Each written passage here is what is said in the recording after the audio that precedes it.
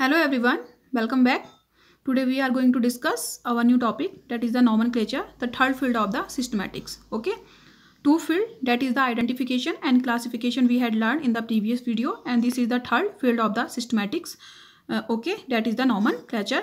So what is the nomenclature? As the name indicate, giving the name to a particular organism. Okay, so it is the system of the naming living organisms in a way that a particular organism is known by the same name all over the world. Okay, as we know that this is very necessary to give the name to any organism. Okay, किसी भी organism को नाम देना जरूरी है. जब उसको नाम होगा तभी हम उसको वर्ल्ड में अच्छे से क्या कर सकते हैं, आपका जान सकते हैं.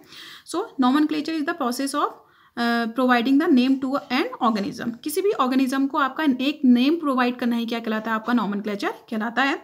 But in the case of the science, in the case of the biology, the process of the nomenclature is the system of naming living organism in a way that a particular organism is known by the same name all over the world.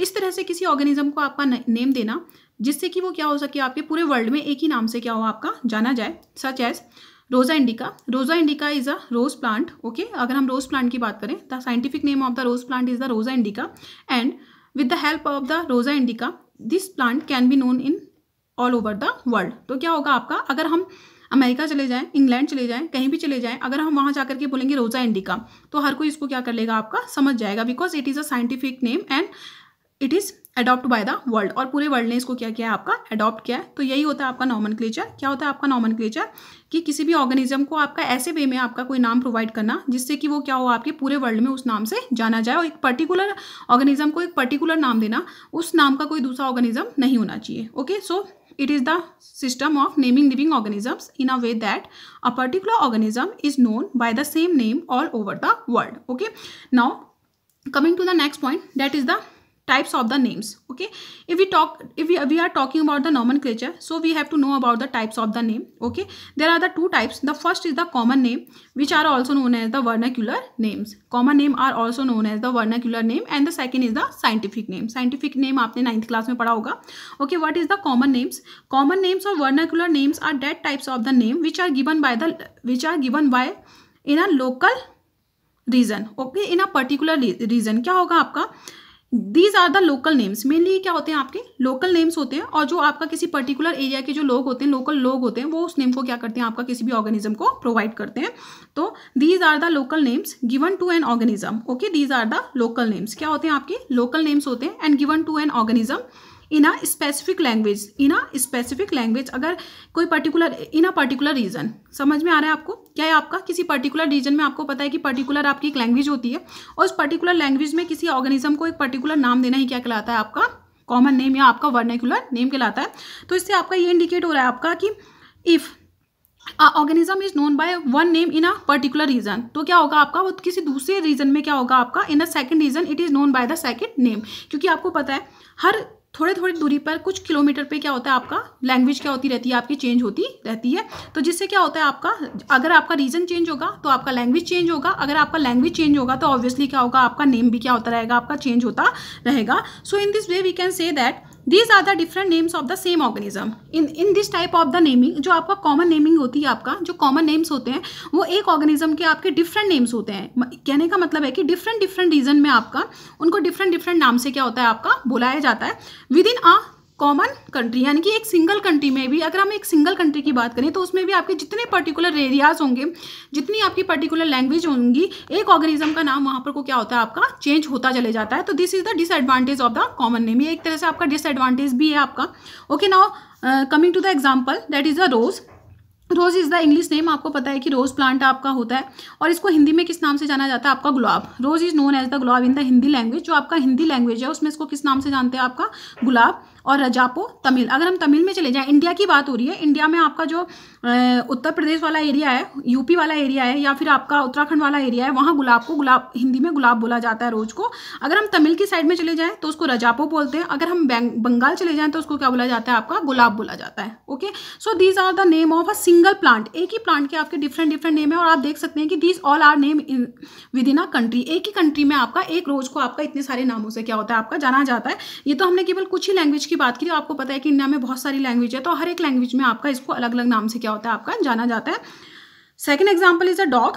कुकुर in the Bangla, okay, Bengal में इसको क्या बोला जाता है, कुकुर के नाम से, कुत्ता इन द हिंदी लैंग्वेज में इसको कुत्ता बोलते हैं, एंड कुत्तो इन द गुजराती में कुत्तो बोलेंगे, and shvan in the Sanskrit, and ने इन द तमिल। तो आप देख सकते हैं there are the 5 name from a common organism. Dog आपका एक सिंगल ऑर्गेनिज्म है, उसके 5 तो आपके इंडिया में ही नेम है, और जो डॉग है वो आपका इंग्लिश नेम है। तो हम कह सकते हैं कि आपका एक सिंगल ऑर्गेनिज्म आपका डिफरेंट नेम से क्या होता है, आपका जाना जाता है, आपका किसमें, कॉमन नेम्स के according. Okay, now coming to the next point, that is advantages of the common names. अब हम किस पे आते हैं, आपका एडवांटेजेस पे आते हैं, आपके कॉमन नेम्स के एडवांटेजेस पे। तो first point is that very is common point है आपका, these name are short and easy to pronounce. ये नाम क्या होते हैं, आपके शॉर्ट होते हैं। आप देख सकते हैं रोज, गुलाब, रजापो, okay, these name are short and easy to pronounce. क्या होते हैं आपके, बहुत ज़्यादा शॉर्ट होते हैं, छोटे होते हैं, और आपके क्या होते हैं, ईजी होते हैं। आप देख सकते हैं रोज बहुत ही शॉर्ट है आपका, या गुलाब बहुत शॉर्ट है, बहुत ज़्यादा ईजी है। And next point is that people are familiar to these names since childhood. हम इन नामों से क्या होते हैं, आपके बचपन से क्या होते हैं, आपके परिचित होते हैं। जैसे गुलाब है, हमने जब भी बचपन से हम इसको गुलाब ही बोलते हैं, तो people are familiar to these names since childhood. And next point is that they are based on some features of organism. और इन नाम का आपका एक कैरेक्टरिस्टिक फीचर है आपका कि आपके कुछ फीचर्स के ऊपर, कुछ जो आपके पर्टिकुलर फीचर होते हैं आपके ऑर्गेनिज्म के, उसके ऊपर इनको क्या किया जाता है, आपका रखा जाता है। ओके, तो पहला क्या हो गया आपका, short and easy to pronounce. Second हो गया आपका, people are familiar to these names in childhood and they are based on the some feature of the organism. इसको हम ऐसे समझ सकते हैं, as we know that crow, okay, आपको पता है कि जो कौवा होता है, क्रो होता है आपका, उसकी जो साउंड होती है वो क्या होती है, आपकी क्रॉ होती है, जिसके बेसिस पे उसको नाम क्या दिया गया है, आपका क्रो नाम दिया गया है।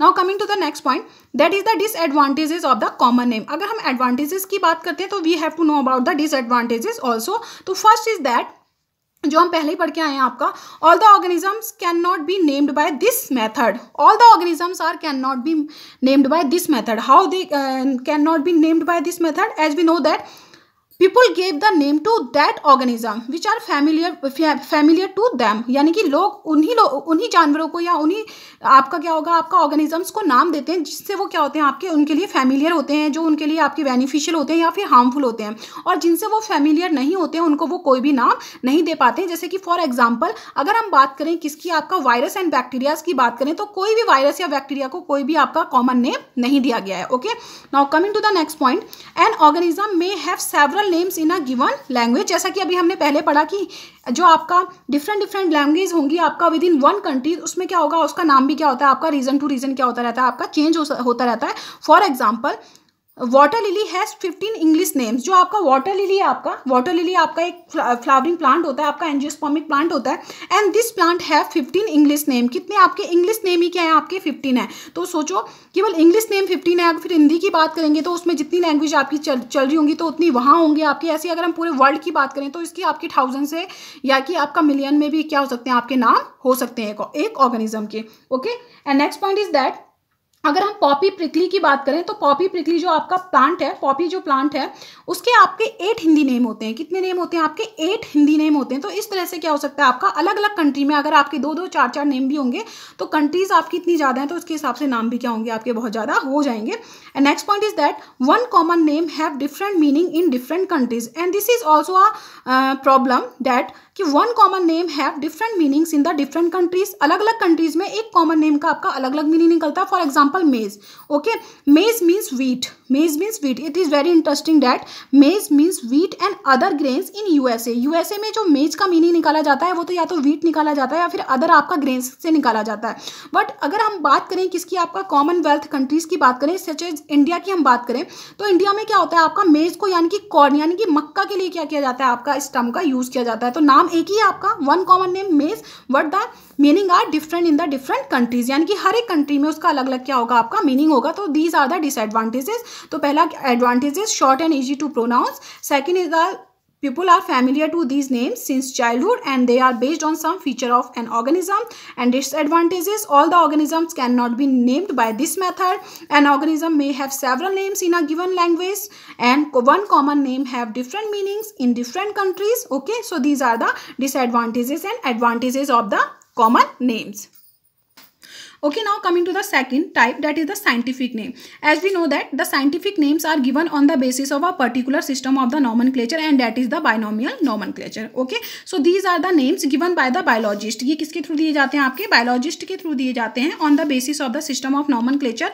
And in the present type, the binomial nomenclature is used by the biologist to give the name, to give the scientific name of an organism. Okay, किसी भी ऑर्गेनिज्म को साइंटिफिक नेम देने के लिए आपका प्रेजेंट टाइम में जो आपके बायोलॉजिस्ट हैं वो कौन से नॉमेनक्लेचर का यूज़ करते हैं? किस सिस्टम का? आपका बाइनोमियल नॉमेनक्लेचर के सिस्टम का यूज़ करते हैं. आपका कैरोलस लिनियस ने दिया था आपका. ओके, इसके बारे में हम डिस्कस करेंगे आगे. ठीक है, 1751 में दिया था आपका. And coming to the next point, that is each name represent a particular organism in all part of the world. तो इसके अकॉर्डिंग क्या होता है, आपका जो एक नाम होगा उस नाम, किसी ऑर्गेनिज्म का जो एक पर्टिकुलर नाम होगा उस पर्टिकुलर नाम से उसको पूरे वर्ल्ड में क्या होगा, आपका जाना जाएगा, क्योंकि पूरे वर्ल्ड ने इसको क्या किया है, आपका एक्सेप्ट किया है. And the scientific name must be, and these are the characteristics of the scientific name. The first is acceptable in every part of the world. पूरे वर्ल्ड में उनको आपका एक्सेप्ट किया गया है, वो आपके एक्सेप्टेबल होने चाहिए. And second is that assign on the agreed principle and criteria, यानी कि आपका ये किसी पर्टिकुलर आपका नॉमेनक्लेचर के ऊपर क्या होना चाहिए, आपका बेस्ड होना चाहिए, जैसे मैंने आपको बताया binomial nomenclature. Okay, coming to the third, आपका जो थर्ड पॉइंट है, that is different for each species and not used for other organism earlier. If we are going to give a name, अगर हम जा रहे हैं आपका किसी ऑर्गेनिज्म को एक साइंटिफिक नाम देने के लिए, तो हमें इस बात को हमेशा माइंड में रखना चाहिए कि डिफरेंट फॉर ईच स्पीसीज, कहने का मतलब है आपका कि हर एक स्पीसीज के लिए आपका ये नाम आपके डिफरेंट होने चाहिए. And most important point is that कि ये नाम आपका पहले किसी दूसरी स्पीसीज के लिए, ऑर्गेनिज्म के लिए आपका यूज नहीं होना चाहिए. ऐसा नहीं है कि आपका पहले से यूज हो चुका है और उसको आप आगे जाकर के किसी दूसरे ऑर्गेनिज्म के लिए यूज कर लें, तो ऐसा नहीं हो सकता है. तो क्या होना चाहिए, आपका पर्टिकुलरली आपका किसी बाइनोमियल सिस्टम के ऊपर, नॉमेनक्लेचर के सिस्टम के ऊपर बेस्ड होना चाहिए. आपका एक पर्टिकुलर ऑर्गेनिज्म के लिए पर्टिकुलर होना चाहिए, आपका पूरे वर्ल्ड में आपका एक्सेप्टेबल होना चाहिए, और आपका क्या होना चाहिए, आपका प्रिंसिपल और क्राइटेरिया के ऊपर क्या होना चाहिए, आपका साइंटिफिक नेम आपका बेस्ड होना चाहिए. तो these are the types of the name. First is the common name that are known as the vernacular name, and the second is the scientific name. Okay, तो इसके बारे में हमने आज स्टडी की. In the next video we will discuss about the binomial nomenclature. किसके बारे में हम डिस्कस करेंगे, आपका बाइनोमियल नॉमेनक्लेचर के बारे में क्या करेंगे, आपका डिस्कस करेंगे. ओके.